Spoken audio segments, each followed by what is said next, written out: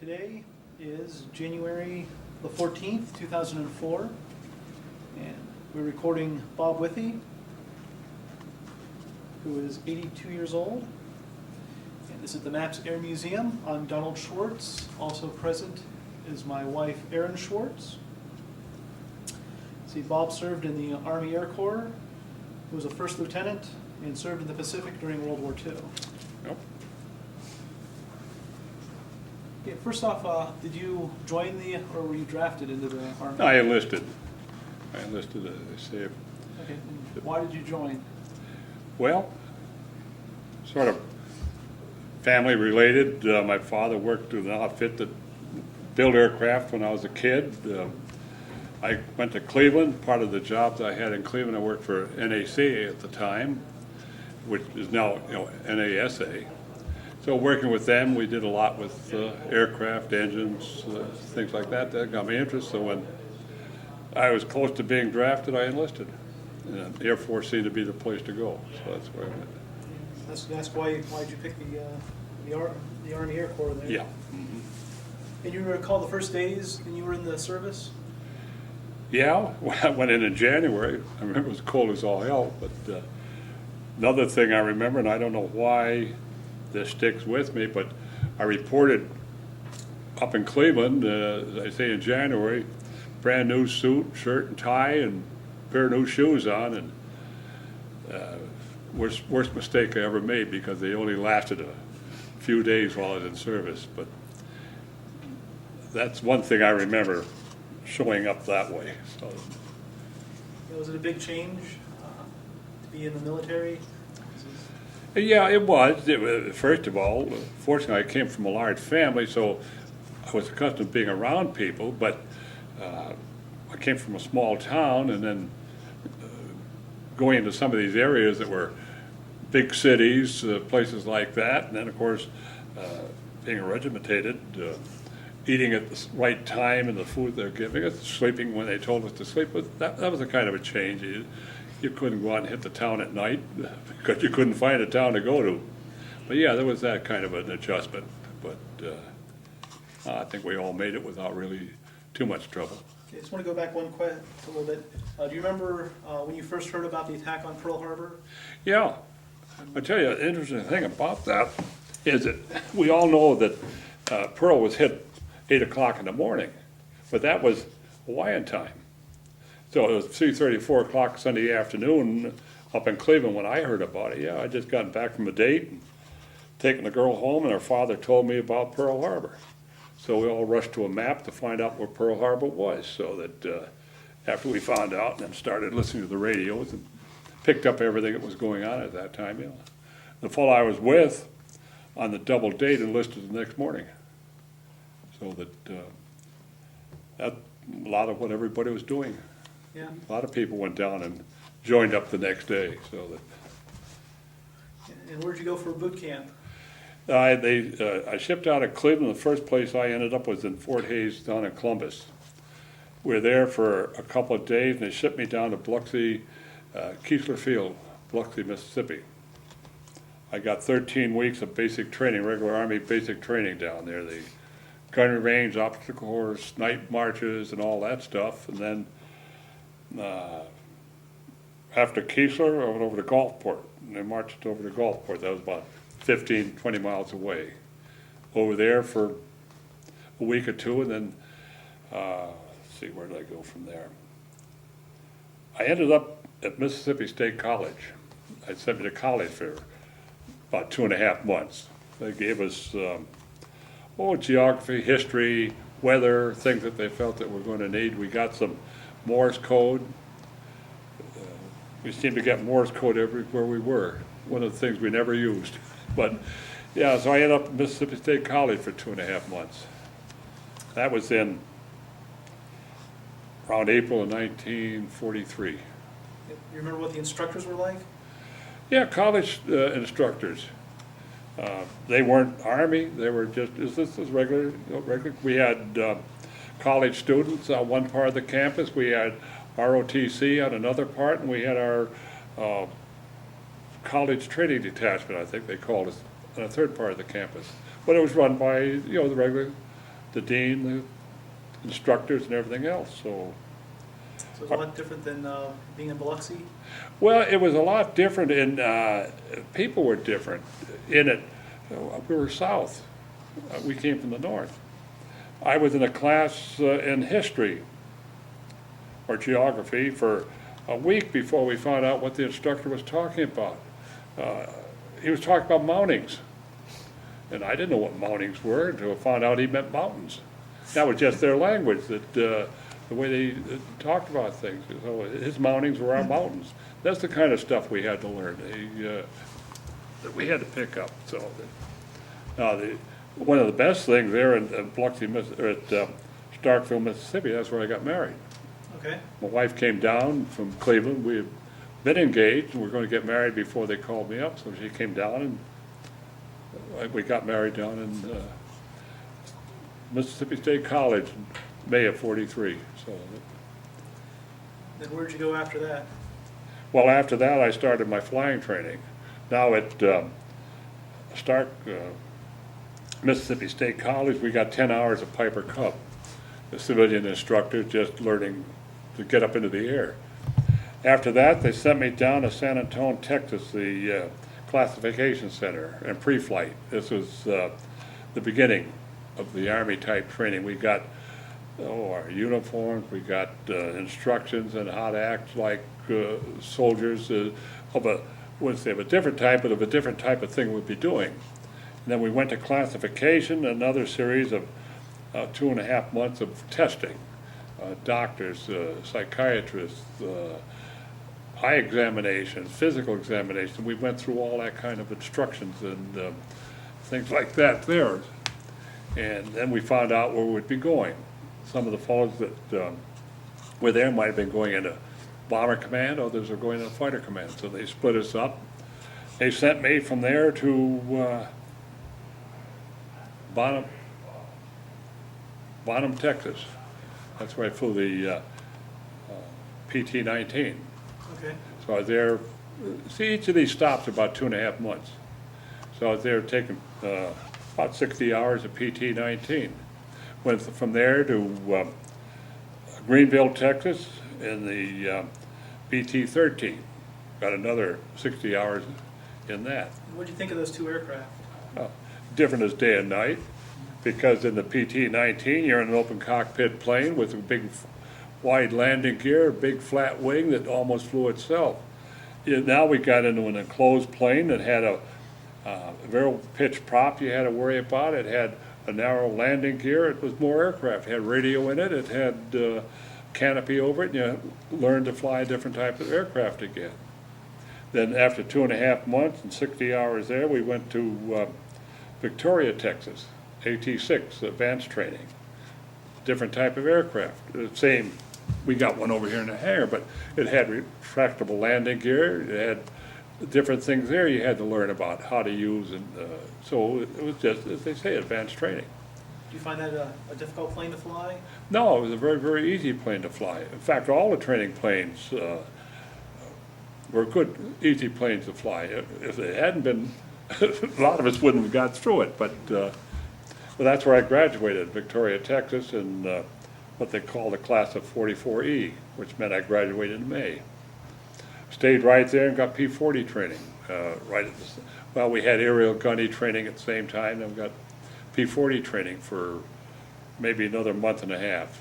Then they sent me home on leave for a while, so that I got 10 days leave. It took me 5 days to get out of Texas to get back up to Ohio. But went from there to Harding Field in Baton Rouge, Louisiana. That was a big P-47 base. But we were just there for some more instruction, some more shots, some more equipment issue, and sent us out to Colorado Springs. You didn't do any flying there? No, that was just more of an instructional base. But out of Colorado Springs, we got into P-40s. Now we're getting combat flying in the P-40s out there. Low-level missions, bombing missions, strafing missions, aerial gunnery, and all of that. So that, I don't know, I must have gotten maybe 100 hours of P-40 up at Colorado Springs. How'd you like that aircraft? Well, that was, now you're getting into an aircraft. Now you're getting into combat type planes. Now you're becoming big shots. Now, that was a good aircraft. It was a good. You can't say every aircraft is safe. No aircraft is safe, but you felt safe in it. It was a good plane. We got just about. It had two good instructors that had come back from Italy. They had finished their tour of duty in Italy, and so they taught us how to fly the plane the way they flew it over there. We'd take off and never get above 15 feet, say for an hour. It would just hop along. And that's the way they flew over there, and that's the way they taught us to fly. I found out that that was as much of a help as anything else we got. Learned how to fly the plane the way it should have been flown. So that, Flying at high speeds? yeah, low level, we got, bombing, strafing, tow target practice and all that. So that, then after probably 2.5 months of that, they sent me back down to Harding Field at Baton Rouge, Louisiana, again for another period of shots, uniform. Yeah, they issued every piece of winter equipment they could at that time. I had flying boots, gloves, jackets, everything else. Then they shipped me out to the West Coast to go to the Pacific. Promptly took it all away from us out there.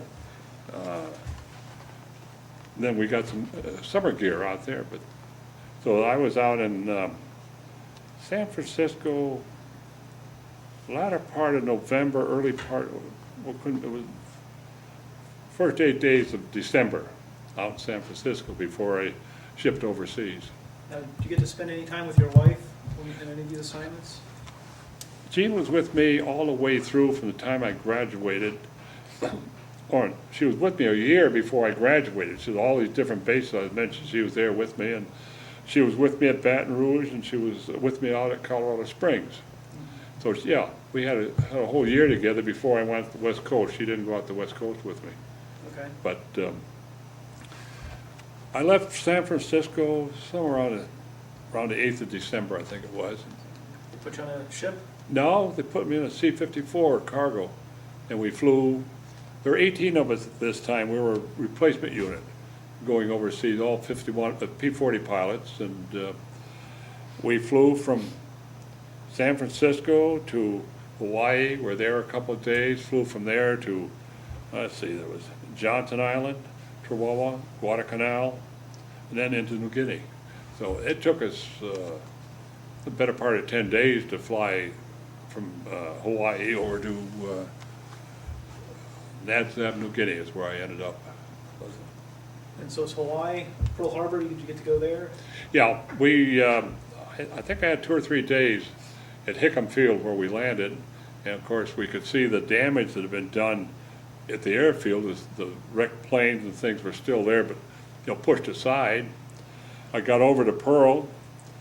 Some of the ships were being repaired at that time, and but the damage was still there. They were working on everything they could repair, but nothing had been done to clean up the damage of the planes, of the ships that had gone down. A lot of them were still there. The Arizona, nothing like it is today. There was no memorial or anything like that. You just could see where it had been. I think with the West Virginia, they had finally righted and were repairing that. So yeah, So it's still quite a mess. Oh, it really was a mess. You didn't realize what a mess it was until you had seen it.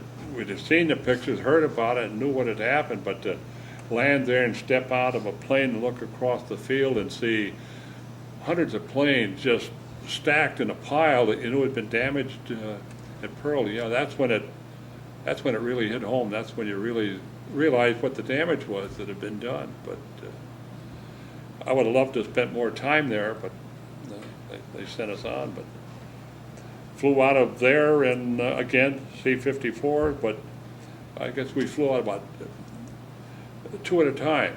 A buddy of mine and I, Willie Johnson, were the first 2 of our group to fly out of Hickam Field. We flew on a C-54 that was loaded down with medical supplies, and we just found room somewhere in the plane to put our bags down and find a place to sit. And I don't know, it probably was an 8 or 10 hour flight to Johnson.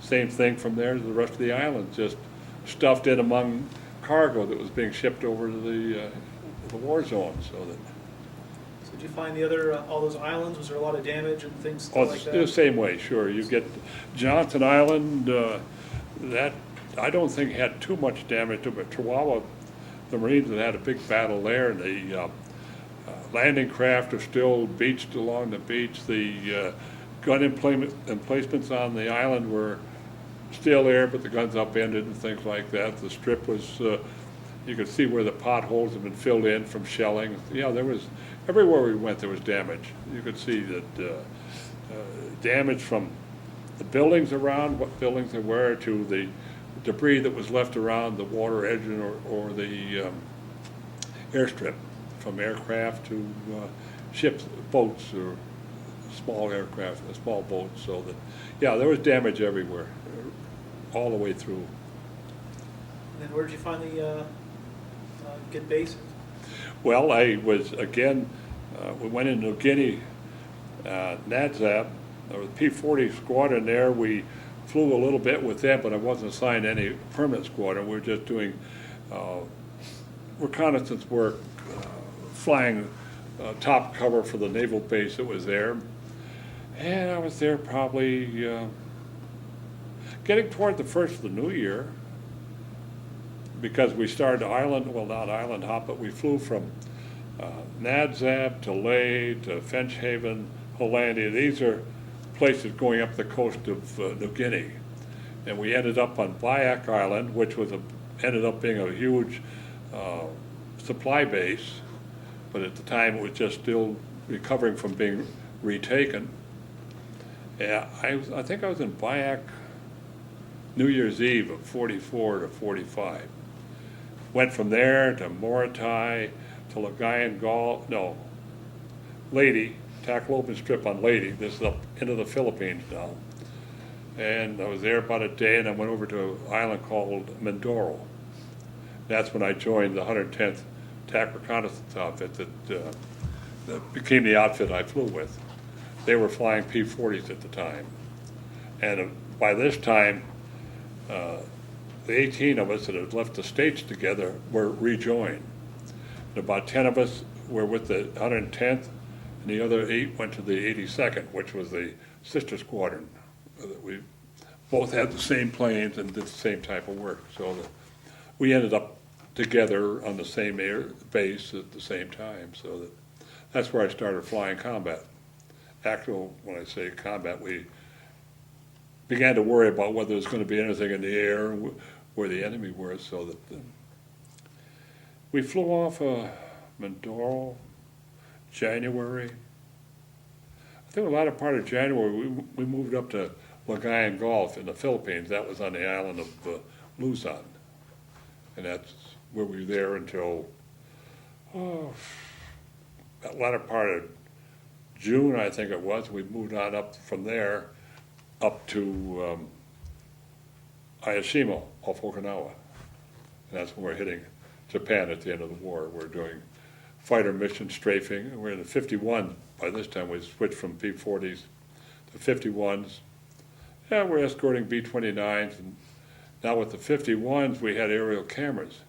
So we're taking photographs of the coastline of Japan.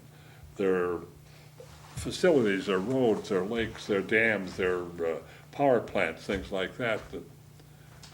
We took pictures of what they wanted to take pictures of, so that's what we're doing when the war ended. And I was there when the war ended.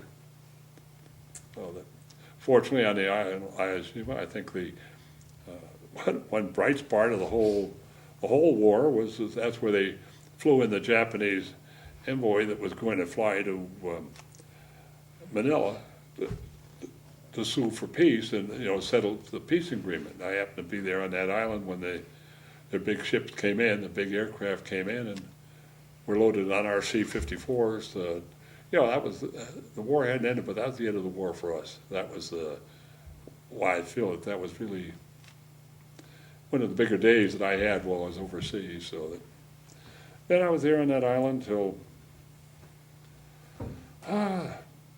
10th or 12th of December. Put us on a landing craft, sent us home. I came home by boat. Took us about 18 days. I got into San Francisco Christmas Eve.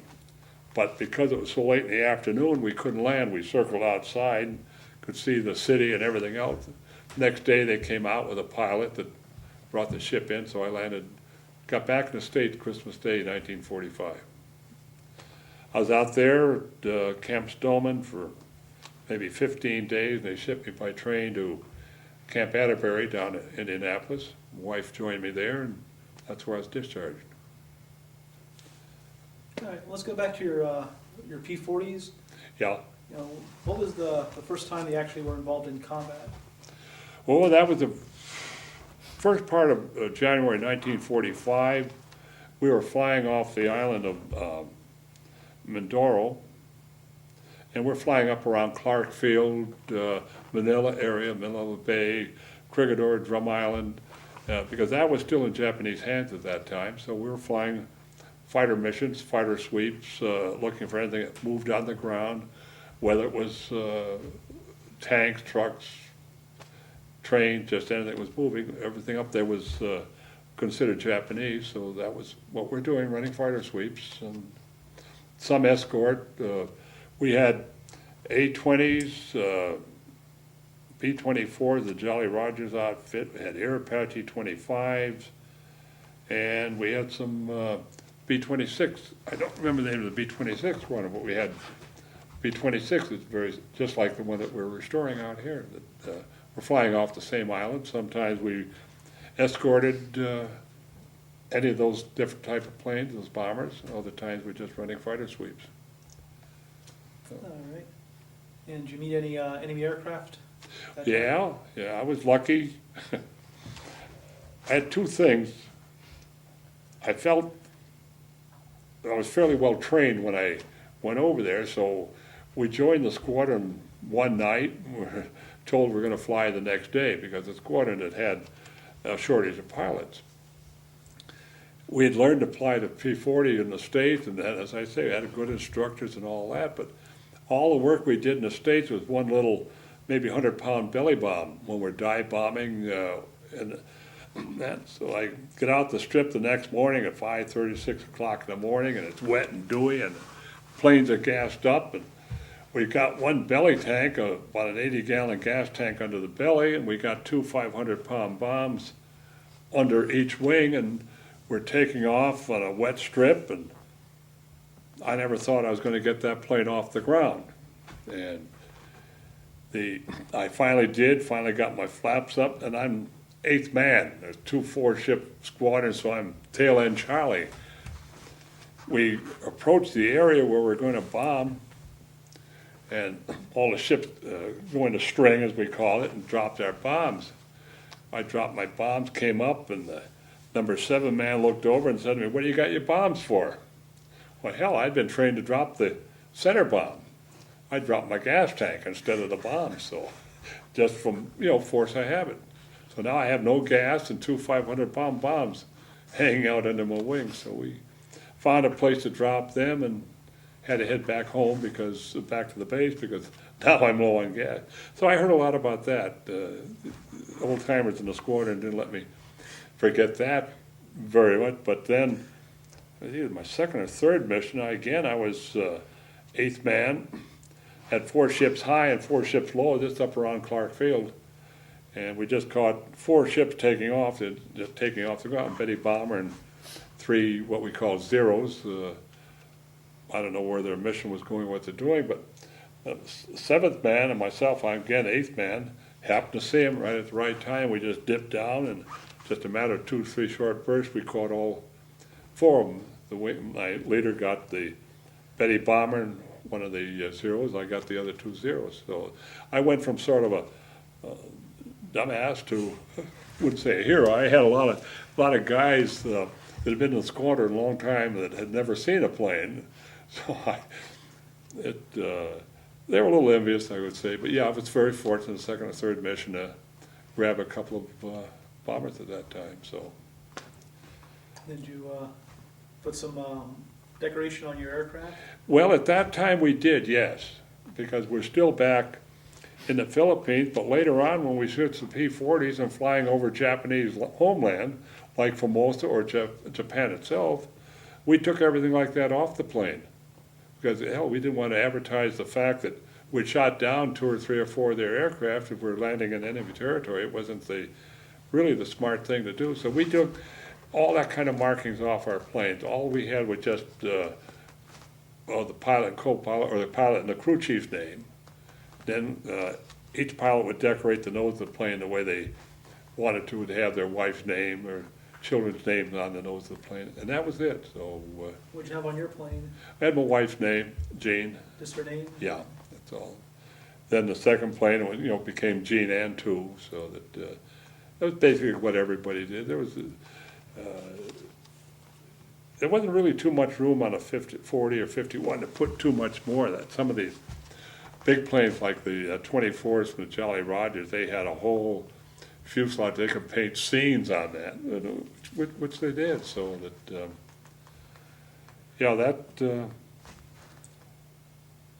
Any other memorable experiences in the P-40? well, let's see. Well, I did take a hit in the P-40 once. It took most of my left flap out. Fortunately, it didn't hurt the plane enough I could fly it and bring it on back. Was that ground fired? Yeah, it was a ground fire. It must have been, maybe 20 millimeter or something like that. It was big enough to take a 2-foot diameter hunk of the plane out. I floated one, you might say. I was escorting, what do you call it, escorting, we were covering a landing. This was after we'd moved up to Lagayan Gulf, the Philippines. The Philippines was pretty much in our hands, but there are certain pockets of enemy resistance, and there was a body of water below Manila. The name will come to me when I'm thinking, but it was a Japanese area on the other side of this lake that was being held, so they were sending a landing detachment in. They had their Higgins landing boats and all that kind of stuff. They're going to make a landing. They wanted air support, so we set up about 4 P-40s up, to cover it. And it wasn't really much of an engagement. I never did see any of the enemy or anything like that. But something happened to my ship. Found out later that I had a loose gas line. I was losing power, so I just circled around and set it down in the water right next to one of the landing craft. In fact, settled in the water. I walked across the wing and got into the landing craft and went ashore with them. They wouldn't let me off the boat. The guy asked me if I had any armament or guns. I told him I had a 45 caliber pistol. He laughed because they had all these big machine guns and Tommy guns and M1s and all that they were using. So they left me on the landing craft, turned around, took me back home after they went ashore. One of their tank recovery units, they had tanks on these landing craft, and they just had a derrick on it, threw a couple of lift cables or webbing around the 2 wings of the plane, picked it up and set it on the deck, drained it, set it on the deck of the ship, and landed it when we got ashore. And the next day I flew it back up to the squadron area. My crew chief came down in a Jeep. We were probably 7,500 miles away, and he came down in a Jeep, found what was wrong with it, repaired it. I climbed back in and flew back to the squadron. So that was, I'd say, the first episode with, losing a plane like that. So, it happened so fast it wasn't even scary. You know what I mean? I was there, a couple hundred feet, the air came around, and it just settled into the water. So then it was, I don't know, within that same period. No, this goes back a way. This was when I was flying off of Mindoro. I took a shot in a plane that came up through my oxygen mask. Went in under my jaw and hair and knocked 2 teeth out. Spent 2 or 3 days with the dentist. It did no damage at all, just extracted the teeth just as well as the dentist could have done. I had the 2 teeth at home for a while and finally threw them away. I didn't think there'd be any real reason to keep them. Well, that had me grounded for a couple of days, so that happened, it was in a P-40. That's about all that, as I say, it happened to be flying a P-40, other than normal, what you could call normal missions that we were flying. I probably had, upwards of 300 hours of combat. I know the first month I was in combat, I flew 31 missions, which is basically 1 to 2 missions a day, but they might have been hour and a half type missions. You'd take off, strafe, bomb, get back to the base. So we started getting P-51s sometime in a latter part of April, I think it was. Somebody flew a bunch of 51s into the strip, and we looked the cockpit over one afternoon, went off on a mission the next day in a P-51. So that's what we flew right at. We never switched back to the P-40, just started flying the P-51s. So, and how would you compare that plane to the P-40? Well, it was a lot more aircraft. It was like going from maybe a Ford to a Cadillac type of thing. But the work we were doing in the P-40 couldn't be done in 51. 51 was too big and too fast. And we're doing a lot of ground support work. With 2 shipwreck or crossed roads and things, and we would catch a truck or a tank or troops on the ground, and we could swing around and get them. When we got the 51s, we couldn't do it because it took a bigger pass to get back around, and by the time we got back around, the personnel on the ground would, could disappear or get their tanks or trucks under trees or something like that. So the work that we're doing changed. We flew longer missions. We flew higher missions. We just flew the type of stuff that we started doing changed to where we no longer really. And then we had cameras in the back end of the 51s. Now that changed. We started taking a lot of before and after pictures. We'd go in and strafe an airstrip and then go back and take pictures to show what damage that we had done. So that changed. Then we started getting a higher altitude, longer range, type. Well, we started flying over Formosa. That was probably 4 to 6 hour flights. So we're flying over Formosa. We're again doing the same type of work, but further away. That changed that way. But I wouldn't compare one with the other. I love both aircraft. If I could have my backyard or garage, I'd have one of each in my yard right now.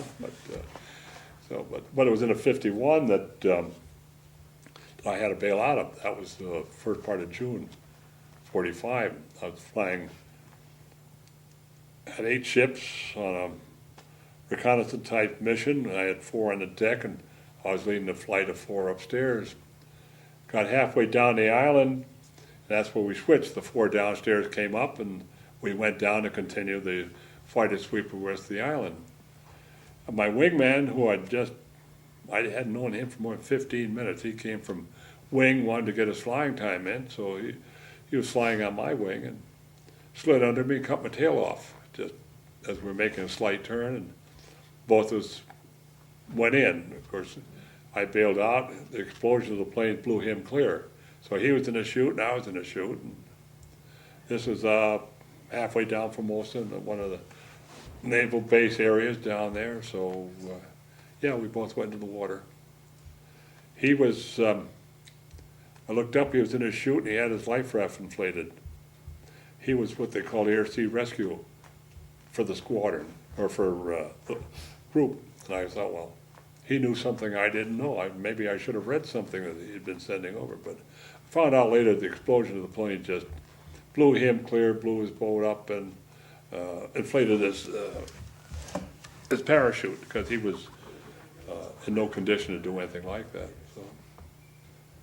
And were you injured in that? Slightly, nothing serious. My chin was cut open. I always caught things on my chin, I guess. That my chin was cut open a little bit, didn't bleed much. I had scrapes and bruises. I had a black and blue mark on my thigh from my bayonet or sheath knife that we carried there, with a parachute opening just slapped that into my leg, and I had a perfect outline of that on my leg for a while. I had scrapes and from the parachute straps. I should have put that down later. But that was sort of normal from the parachute opening. Nothing, I was back flying 3 or 4 days later, so I was really nothing serious. So What happened to the wingman? well, he came down the water not too far from me, and I was going to get over to him. I had inflated my life raft because I had my Mae West inflated. That was the vest that we wore.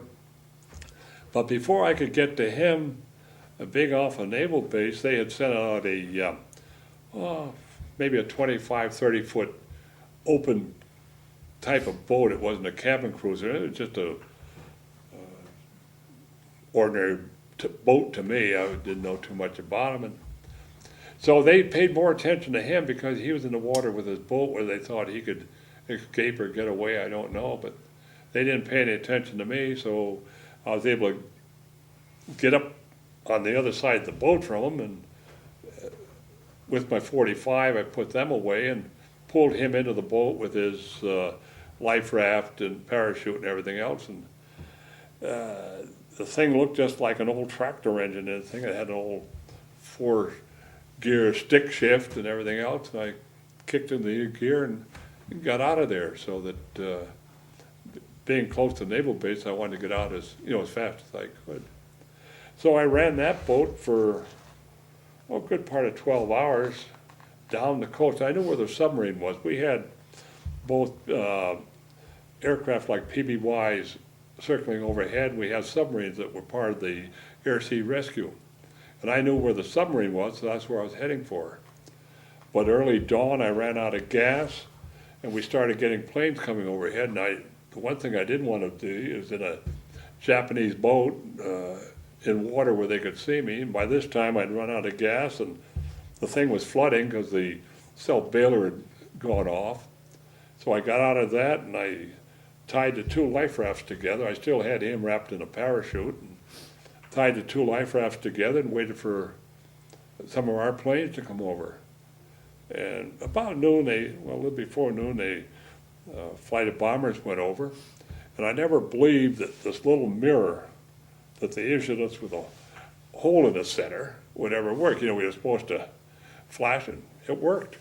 I was able to, flash out an SOS to the bombers going overhead. And Using Morse code? What's that? Use Morse code? Yeah, well, yeah, SOS is really easy. I don't know why I was just going this or SOS, but they picked it up, and about an hour later, PBY came in and picked me up.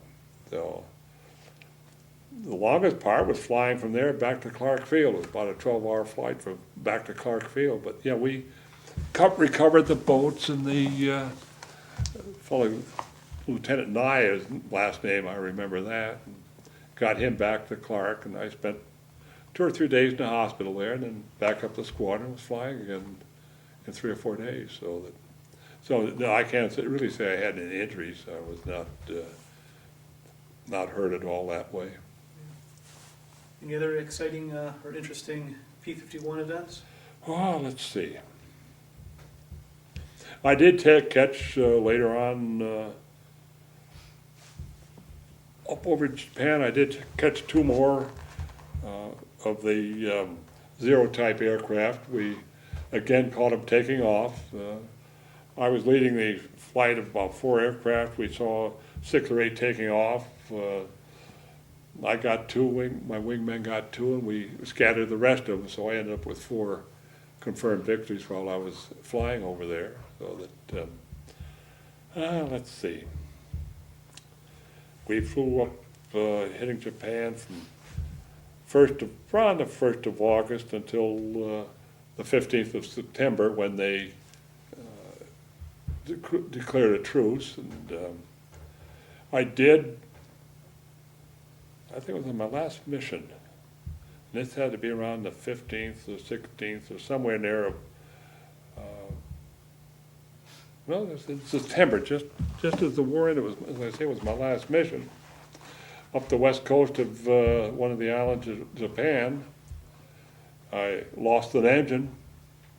Luckily, I was in contact with a submarine. I think the submarine was called Bulldog. That was the rescue code name. You look at that board back there, the same thing we had color of the day, the rescue terms on it, so we knew just where they were and what they were doing. And so I set the 51 down on the sandy beach, wheels down, because it was better than putting a 51 into the water with a big air scoop in front. So they put a small boat ashore and picked me up on the shore and took me out to the submarine. Now I remember one of the guys in the boat running up to the 51 and throwing, I don't think it was a hand grenade, but they had some kind of an explosion pack that they called it. Threw that in and blew the plane up so that it wouldn't be captured. Took me out the submarine. I spent 3 days on the sub, waiting if they could get down to where the PBY came in and picked me up and took me again back to Hiroshima. And what do you remember about being on the submarine? Fortunately, I had I don't remember the name of the sub. I don't remember anything about the names of the crews and things like that, except the captain was real good. He seemed to realize that he knew I'd never been on a submarine before. So whenever they were on surface, and they ran a lot at night on the surface, he would let me get up in the conning tower and be outside. But I remember the closeness of in that, going through these little holes that they called gunnels or something, crawling through spaces that the bunks 15 inches apart from each other. There was no room. And I was really glad it was only for 3 days. That's what I say. But it was a different type of experience. So that. Were there any other airmen on board the submarine? No, I was the only one. I was the only man they ever picked up. It was the same way with the PBY that picked me up after I bailed out. I was their first rescue. So that now with the fellows, the PBY that picked me up, I corresponded with them quite a bit for a while after the war. I never knew or learned enough about the submarine to really get, well, hell, they're busy all the time. Man, there's nobody ever sitting around doing nothing there. And fortunately we did cruise on the surface quite a bit because the war was, basically over then. But I remember heat, crowded, and busy. So that's the way that was. But that was it for me. That was when you might say my war ended. The truce had been signed. We weren't flying any more missions. I got flying time in to keep to get my flying pay is what we always worried about. And I sat around that island of Hiroshima until first part of December. Then came home by boat and got in, as I mentioned earlier, on Christmas Day of '45. You remember when you heard that an atomic bomb had been dropped on Hiroshima? Yeah, I do. Yeah, I was in the air when that happened. We're flying one side of the island when they dropped the bomb on the other side. And every morning in the briefing room like this, we'd have our maps on the wall, and if the 29s were bombing, there'd be a little red circle around the city that they're bombing, and we'd stay away from there. The first morning, they had a huge red circle around it. That didn't mean anything. They're going to use more planes and do a bigger job of bombing. But from the other side of the island, we could see the smoke going up, so we figured, boy, they really plastered Hiroshima. And it wasn't until later that night we heard that we knew nothing about an atomic bomb, didn't even know what it was. And somebody said, yeah, it was just another big bomb. So that's when we found out about it. Then 2 or 3 days later, when they bombed Nagasaki, same thing, we go to briefing, there's a huge circle around there. Now everybody's going to fly and get up and see this happening. So it was like a circus up there. Everything that could fly was up in the air that day. I'm supposed to say that you were in the air when it was dropped, but that was the end of the war for us because there was really no missions or flights after that. So. You never actually flew over either of those sites, though? What's that? You never flew close to either of those cities? Yeah, I saw Hiroshima. I think it was on my last flight from the air from 10 to 12,000 feet because we knew very little about what had been going on, and we heard that there was no place to be and no place to get close to, so we saw it but stayed away from it, not knowing what they'd done, what they had dropped, or what the potential danger was. So I saw the destruction, but at an altitude and quite a distance away. So and were there a lot of casualties in your unit? You mean as far as, yeah, our fullest? Yeah. Yeah, there were. We had, over the period of a year, it all added up. You didn't realize it was happening until all of a sudden half the people are gone. And of the 18 of us that went overseas as half a replacement unit, only 8 of us came home. And that was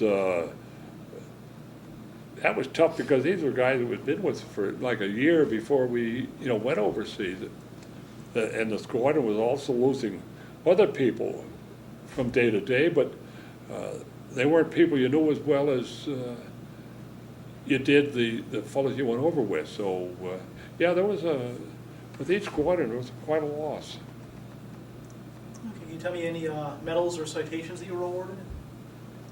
Oh, nothing more than like, we got the Air Medal, which was almost automatic. You fly so many missions or get so many hours, you get an Air Medal. I think we got an Air Medal after every 100 hours in the air or something like that. But other than, like the Purple Heart, unit citation that the squadron got as a whole, and the Air Medal, I got that. There's a lot of other medals, but it was medals that everybody got. You get a medal for being in the Southeast Asia, you get a medal for being in the Pacific, or you got a medal for being in the Philippines. But that was just a standard issue medal. Yeah, we got them, but they didn't count as much as the, like the Purple Heart or the Air Medal or something like that, or some of the other medals. So, yeah, I got a whole array of things that make the blouse look good, but don't mean much. And did you stay in touch with your family when you were overseas? Yeah, regular mail, slow mail. I mean, it was nothing like the email or anything like that. Take upward of a couple of weeks before a letter would get through, or our mail would get through. My brother was in the Marines. He was on Iwo Jima, and that was in October, I want to say. It wasn't until December I knew he'd been injured on Iwo. That's how long it took. He was already back in Hawaii recovering when I found out he had been injured. So that's how long it took the different mails to cross, things like that. And what was the food like? Food. None of us liked it, but hell, we survived on it. I could knock it, but you got tired of eating the same thing every day. I suppose you've heard the spam stories that you'll talk to people that haven't had spam since they came out of service, but the cooks tried different ways to make it look good and taste good and smell good. Powdered eggs, powdered milk. There were things that you'd never want to try again, but we ate it because it was, all there was. And of course, everything else was canned. I can remember like canned peaches or canned pears, the great big 15-gallon cans of the things. But I think more than wondering how we were going to survive on the food, I wondered how we got it. I stopped to think I was one little pocket of maybe 30 guys, 30 flyers in a small island in the Pacific, and the stuff got to us, and there was more people around still getting the same type of stuff. I think of belly tanks. We drop 2 a day when we're flying, just my ship, and we might have, say, 16 ships in the air that day, 32 belly tanks. We had 32 more the next day to take off with.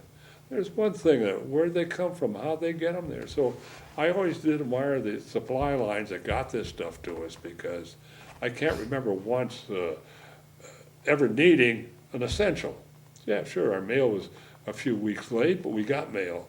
Packages were 6 months late, but we got the packages. Now, my foot locker I never saw again after I left it in San Francisco. 6 months after I'm home, I got a notice from the postal department. They're holding my foot locker for me. I was up in Chagrin Falls at the time and went out to get it. I got my foot locker back with one item in it. They'd pulled out everything else with a GI issue of clothing and everything else. It never caught up with me while overseas, but 6 months later it came back to me. But yeah, I think the supply lines amazed me that we got so much stuff. Did you feel a lot of pressure when you were overseas? No, no. I think we're too young to recognize pressure. I think we're too excited about what we're doing.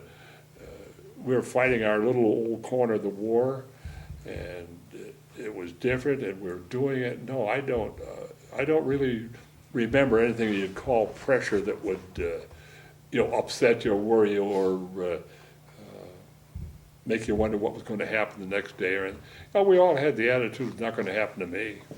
If it happened, it'll happen to somebody else. But no, we had one fellow that they sent home, one of the fellows that I went overseas with, that I suppose you can say he flipped his lid. He did crazy things. They finally evaluated him and sent him home. To this day, I wonder whether it was an act or whether it was really in trouble. But I never saw anything other than that with everybody I knew overseas. We just seemed to get through it pretty good.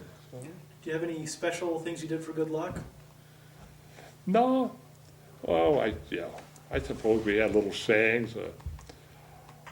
I don't know where Pete came from, but I sort of felt I had Pete riding with me. It was supposed to help me, and I remember one day I took a hit through the 51 wing, left a hole, and on a picture at home, I wrote on something like, "This is the last of Pete," or something like that. I don't know where the heck came from, but it was one of the little things that, we all had maybe pictures of our wives or girlfriends we carried with us, or we all had little trinkets or things that meant something to us, whether it helped us or not, but it was, the little crazy little things you thought about. But I think all of us went through the feeling we're going to get through it over there and get home. So it's not going to happen to me attitude. It's going to happen to somebody else, but not me. And I was fortunate. And did you have any entertainment while you were there? Not any of the big shows. Down in Withee, when I first got there, Bob Hope was down there with Jerry Colon and that crew. I did get to see about a half an hour of the show. I got there. The show started before I could get there, and I saw about the last half hour. But in the rest of the areas, no, we never saw any. We had local entertainment. We had a theater had been built, which showed whatever movies we get. Every so often, somebody to get a band together, find a number of guys that could play a harmonica or a horn or something, and put on a musical show. But no big stuff or anything like that. Did you ever get any leave? Not while I was overseas, no. Well, we got, I wouldn't call it leave. When we're up in the Philippines, we did get down to, the squadron had gotten a hold of a house down outside of Manila. It was a place that had tennis courts and badminton racks and things like that, and handball courts. And we'd go down there for a couple of days, but really, I couldn't call it leave. It was not going anything to where there's any civilization. It was just the same type of stuff that we had. But yeah, we'd get down there for a day or two, once or twice. But I never got down to Australia. When we were in when the squadron was in New Guinea, they would get down to Sydney, Australia for leave. But then when we got further up in the Philippines, it was too far to send anybody. So no, there's no leave until we, got home. And what'd you do in your off time? Did you play cards or? Yeah, there was a lot of card playing, a lot of poker games going, letter writing. We spent a lot of time writing letters. We spent a lot of time trying to scrounge for food. If we could, the Philippines had little chickens. Sometimes we get little eggs and make a big issue of cooking eggs on our own and things like that. But after a 4 or 6 hour flight, by the time you got debriefed and found something to eat, of course there's no street lights or anything like that. So at 6:30, 7 o'clock at night, it got dark, and there was nothing much else to do but go to sleep. And after a longer mission, you're ready to, because we're getting up 5:30, 6 o'clock in the morning the days you're flying, and with nothing going on after dark, there was no place to go or anything to do. So other than, say, card games, there was not, you generally went to bed. Did you find the longer missions very fatiguing? Yeah, The longer missions in the 51, when we're flying 4 to 6 hours, not being able to move in the cockpit or just, being strapped in all the way, and then, of course, the constant looking around and checking where the flights were, and the leader, they're trying to pick up the bomb crew that you're going to be escorting, being in contact with them and watching out for them. Yeah, it got tiring because you couldn't stretch, you couldn't move around in the plane, but you had enough stuff to keep you busy. You never thought about it until you tried to climb out 6 hours later and found out you didn't have any legs under you, but that didn't last too long. But yeah, missions were tiring. They wore you out. Yeah. Now, what do you think about the officers that you served under? I don't really could say I served under any officers. The fellows in our squadron, I had 2 COs that were just plain ordinary flyers that had been promoted from first lieutenant to a captain. They became engineering officer or operations officer, and then they became a major, became the squadron commander. So I can't say training, that's another different thing. Some of those fellows were a problem, but fellows I flew with overseas were just a bunch of flyers getting through it, so there was no problem there with officers. Did you go on to be educated with the GI Bill after the war? Yeah, I used the GI Bill to buy a home when I got out of service. I think it was a $4,000 loan at that time, and I used that to buy the first house that we had. Now, I didn't use any GI education or anything like that, but yeah, I did use the GI Bill. Worked out real well for me. Where did you go to work after you got out of the service? Well, I worked for the NACA out at the airport. I was going to go back there, but then I bumped into a friend of mine that worked for a company named Withee. They made a lot of aircraft fittings, fixtures, and he was the employment manager there, and he wanted me to go to work. He wanted to make us record look good, so I went to work for him. Then he left there, went into business for himself, called me again. He said he knew a company that I was in drafting and engineering, and to make him look good, I went and interviewed and stayed 30 years with the company and retired from them. So I worked with an outfit that made steel mill equipment for 30 years. Did you maintain any close friendships with the people you served with? Not really close, but there was really nobody from the area. I still correspond with 2 or 3 of the fellows that were in the squadron. I did for the longest time, but then, they would move, and they would gradually drift apart, and probably from maybe 30 names, I'm down to 2 or 3 that I talk with and see each day now, so that, I don't know, you just, as the families grew and people did different things, you just drifted. And what the hell was there to say to somebody after, 30 years? You knew them 40 years ago and had nothing in common anymore, so we all drifted apart. Was there anything you'd like to add to the interview? Well, I'd say it's been fun. You made me think of things I haven't thought of in a while, and some of the things that happened so damn long ago, remembering the names of the places, it amazed me. But it's been a fun interview. I'm glad I did it. So. Well, thank you very much. Okay. Okay.